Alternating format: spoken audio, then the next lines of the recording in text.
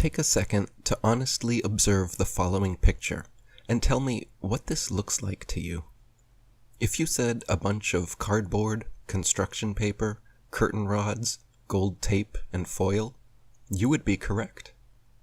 If instead you said the National Aeronautics and Space Administration's highest technological achievement, incapable of being reproduced today, the Apollo 11 Lunar Lander, then you would also be correct.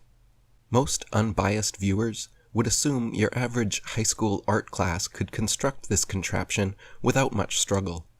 But official NASA spokesman and astronaut Don Petit assures us that actually, this 1969 technology is so advanced that even with their multi-billion-dollar yearly budget, they cannot for the life of them recreate it now.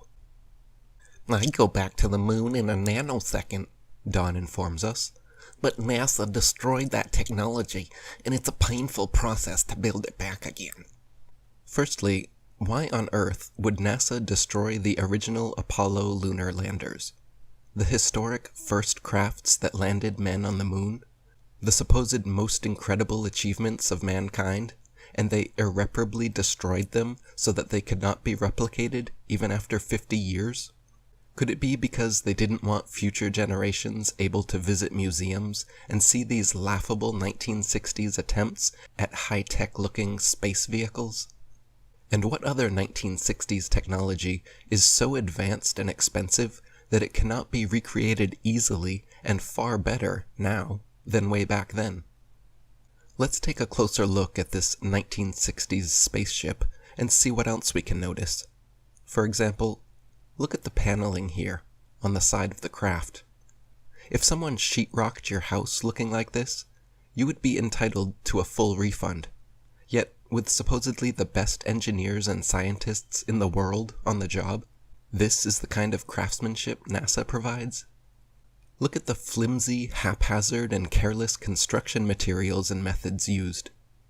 Look at the buckling, warping, and indentations showing how thin the paneling is. What is this thing? A Twinkie? No, I'm sure it's some super important and necessary high-tech device. Here there are press stubs, and here also has press stubs. But here, and here, they must have run out, so they used gold foil instead. And then over here, they must have run out of gold foil because they didn't bother with either. Look over here, at the evenly spaced lines of gold foil going down the legs, until you get to this point where there is 3 lines right close together. It must be important because it's the connection point to the other crossbars, right? Let's look at another leg. Oh, no.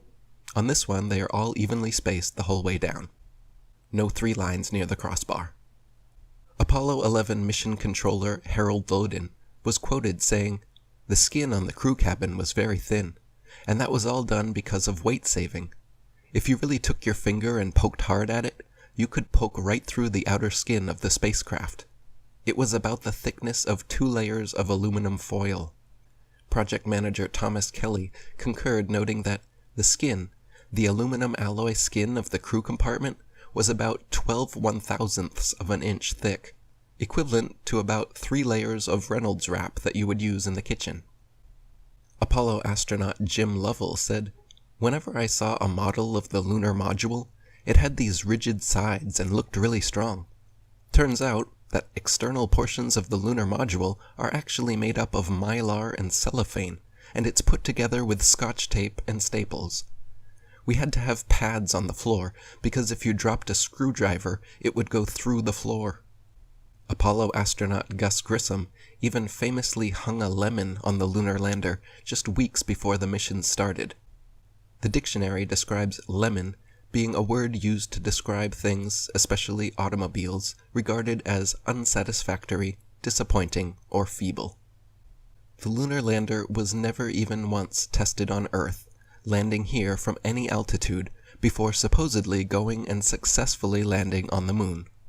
There, this pathetic cardboard and tinfoil construction allegedly fell from lunar orbit at 4,000 miles per hour, then used retro thrusters to slow it down and safely landed without a hitch on the lunar surface. When the astronauts did practice in other training vehicles, 3 out of 5 of them crashed, and you can see here how difficult they were to control, even in broad daylight, on Earth, in optimal conditions. The idea that the actual lunar lander was never once tested on Earth, but then made a perfect landing on the moon, is one small step for lying Freemasons, and one giant leap for brainwashed mankind. This is a 7,500-pound thruster. Look how powerful this is, how big, how much dust it kicks up, and the light it creates. The lunar lander's thruster was even bigger, at 10,000 pounds, and somehow didn't kick up any dust, left no blast crater under the craft, and not a grain of sand on the landing pads, as if it was gently placed down by a crane in a studio. Here we see the lunar lander redocking with the command module. This is clearly fake and made with props, models, and footage similar to the Hollywood creations of the day, such as Stanley Kubrick's 2001 Space Odyssey, created in 1968, the year before the first supposed moon landing. Look at the jerky, unrealistic motions and lack of thrusters being used. The craft is just being turned like a Rubik's Cube somehow, all of this supposedly happening as they both orbit the moon at 4,000 miles per hour. Since many people can't believe this is genuine footage, let me assure you, this is actual, official NASA footage of the Apollo 11 redocking. And this is just the tip of the iceberg when it comes to moon landing hoax evidence.